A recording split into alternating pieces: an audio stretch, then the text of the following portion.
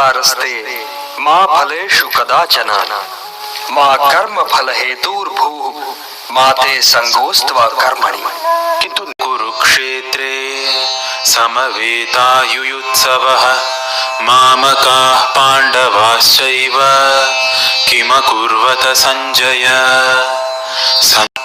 आचार्यमुपसंगम्य तव शिष्येण धीमता अत्र शूरा महेश्वासा भीमार्जुन काशीराजश्च वीर्यवान् पुरुजित् कुन्तिभोजश्च शैब्यश्च नरपुङ्गवः युधामन्युश्च विक्रान्त उत्तमौजाश्च वीर्यवान्। यदा यदा हि धर्मस्य ग्लानिर्भवति भारत अभ्युत्थानं धर्मस्य तदात्मानं सृजाम्यहं परित्राणाय साधूनां विनाशाय च दुष्कृतां धर्म संस्थापनार्थाय संभवामि युगे युगे।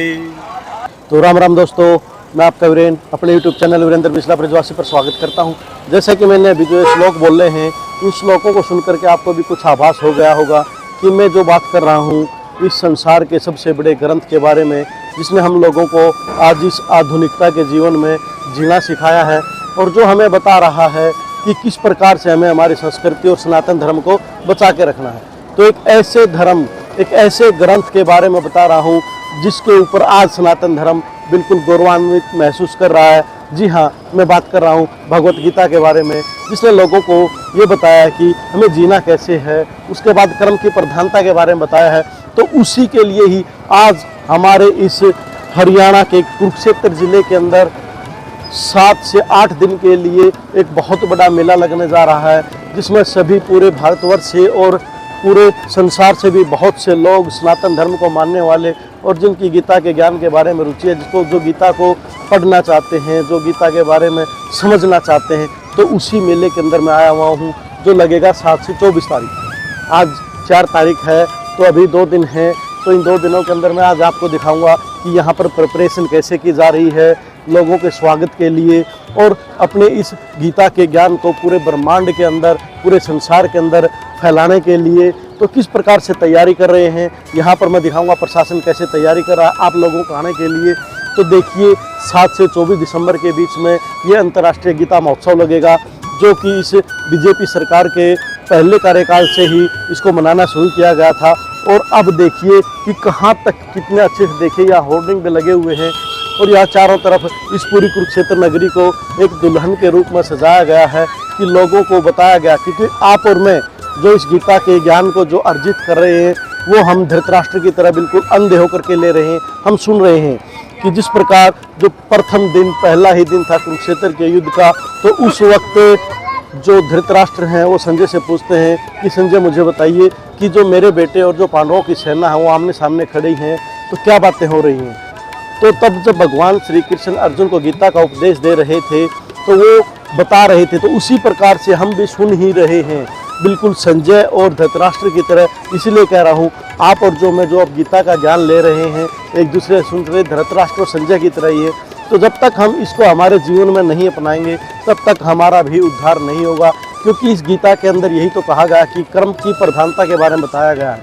तो इसके बारे में और भी बातें करेंगे। आइए हम एक बार आपको दिखाते हैं कि अंदर जा करके कि किस प्रकार प्रिपरेशन चल रही है लोगों के लिए, स्वागत के लिए। आइए दिखाते हैं। देखिए, ऐसे ऐसे होर्डिंग चारों तरफ लग चुके हैं कि किस प्रकार से देखिए भगवान श्री कृष्ण अपना साक्षात रूप दिखाया जा रहा है।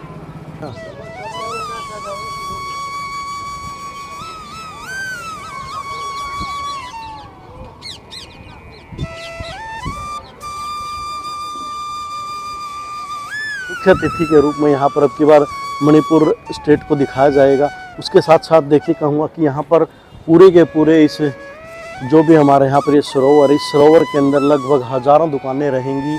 चारों तरफ एक बार कैमरामैन से कहूँगा दिखाएं कि किस प्रकार सभी के अंदर स्टॉल लगेंगे।